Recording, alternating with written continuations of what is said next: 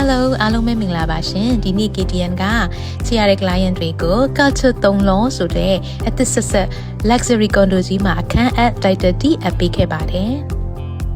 Culture 3လုံး project ကြီးဟာဆိုရင် Bangkok ရဲ့လူကုန်တန်တီနေတဲ့3လုံး Sukhumvit BTS station ကနေပြီးတော့3မိနစ်လမ်းရှောင်ရတဲ့ project ကြီးဖြစ်ပါတယ် location ရန်ကောင်းတဲ့အပြင် developer ကလည်း Thai နိုင်ငံရဲ့ top developer Ananda ဖြစ်ပြီးတော့အခုမှဆောက်လုပ်ပြီးစီးပြီးအခန်းနေစအပ်နေတာဖြစ်ပါတယ်ရှင်ဒီနေ့ကျမတို့ KTN နဲ့ဝယ်ယူထားတဲ့ client တွေအတွက်အခန်းစစ်ဆေးပေးမယ် title deed အပ်ပေးမှာဖြစ်ပါတယ်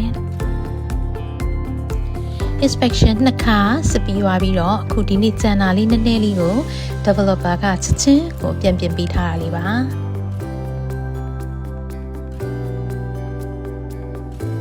အခုပြင်လဲပြင်ပြီးသွားပြီအခန်းလည်းအကုန် ready ဖြစ်နေပါပြီ document တွေ key တွေအကုန်လုံးအပ်နေပါပြီရှင်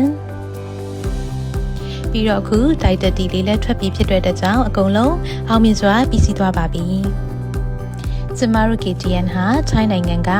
တရားဝင် company တစ်ခုဖြစ်ပြီး developer တွေနဲ့တရားဝင် MOU စာချုပ်ချုပ်ဆိုပြီး foreigner buyer တွေကို foreign quota unit တွေကိုရောင်းချပေးနေတဲ့ official agency ဖြစ်တဲ့အတွက်ကြောင့်အားလုံးအခုပဲယုံကြည်စွာဆက်သွယ်နိုင်ပါပြီရှင်